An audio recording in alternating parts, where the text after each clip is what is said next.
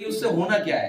हो सकता है रणनीति बना रहे हो कि समाजवादियों का वोट कैसे रोकना है, क्या पता इलेक्शन कमीशन ये रणनीति बना रहा हो, क्या पता पुलिस अधिकारी और डीएम मिलकर के ये रणनीति बना रहे हो। याद कीजिए कन्नौज में 10 परिवार हम लोगों ने ढूंढे जो जिंदा थे, उनके वोट काट दिए, डिलीटेड। आपने किस पे कार्रवाई की? बीएलओ पे। अरे डीएम को सस्पेंड करना चाहिए था, आपको आरओ को सस्पेंड करना चाहिए था।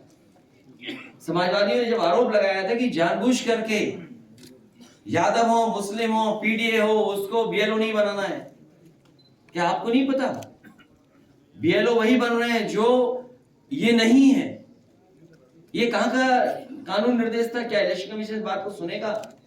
और फिर जब हम लोगों ने आरोप लगाया, इलेक्शन कमीशन ने नोटिस दिया हम लोगों को कि आप किस आधार पे कह रहे हैं डिलीटेड वोट हैं। तो हम लोगों ने 18,000 वोट जो डिलीट हुए, जो जिंदा थे, जिन्होंने 2019 में वोट डाले थे और 2022 में वोट नहीं डाल पाए, वो सब समाजवादी वोट था जो आपने जानबूझकर वोटर लिस्ट से निकाल दिया।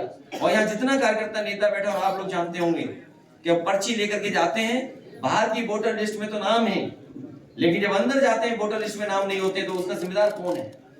क्या इलेक्शन कमीशन 18,000 वोट जो गलत डिलीट हुए थे, क्या आरओ के खिलाफ कार्रवाई करेंगे, उनको सस्पेंड करेंगे? आप बताओ मुझे। जो 18,000 वोट हम लोगों ने समाजवादियों ने दिए, और मैं कहूंगा आपसे कि अगर आपका चैनल जिम्मेदार है, ईमानदार चैनल है, अगर जिसका दाना उसका गाना नहीं करेगा आपका चैनल, तो ये बात आप जरूर पूछ करके हमें बताएंगे, इलेक्शन में जनता जान जाए। और अगर बैलेट से वोट नहीं पड़ा होता तो क्या चंडीगढ़ में पकड़े जाते? बताओ, अधिकारी से आप वोट खराब करवा रहे हो बैलेट में, वो तो पकड़े गए बैलेट की वजह से।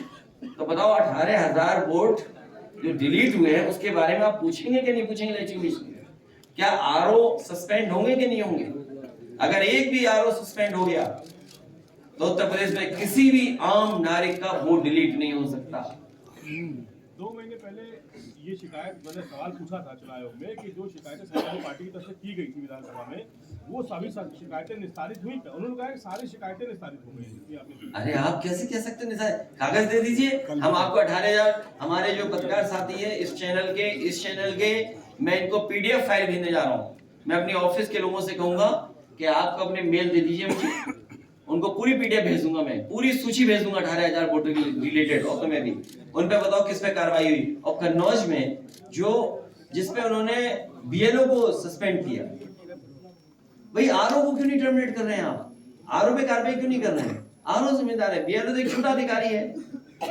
आप अपना छोटे पे अधिकारी पे काम कर निकले जा रहे हैं। वो शिकायतें आपकी निस्तारित ही नहीं हुई है तो फिर लोकसभा चुनाव कैसे कराएंगे उसके ऊपर?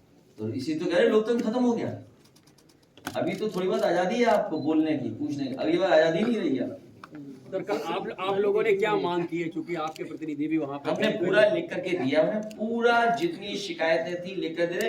मैं कहूंगा पार्टी का एक कॉपी ने भी दे दे कि जो हमारी डिमांड रही है, और जो हमने 18,000 वोट की डिलीटेड कहा था, और कन्नौज के स्पेशली, वो सब हम आपको देंगे।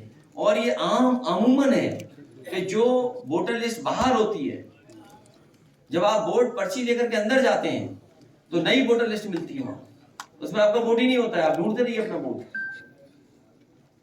और अधिकारी सेंट्रल फोर्स होती है, जबकि आपके जो एजेंट हैं वो अंदर रह सकते हैं, पोलिंग एजेंट, लेकिन सेंट्रल फोर्स उनको बाहर निकाल देती है। इलेक्शन कमीशन इस बात को भी क्लियर करे कि पॉलिटिकल पार्टीज के जो पोलिंग एजेंट्स हैं वो अंदर रह सकते हैं कि नहीं रह सकते। सेंट्रल फोर्स उनको निकाल देती है, जबकि कानून और नियम नहीं है ऐसा।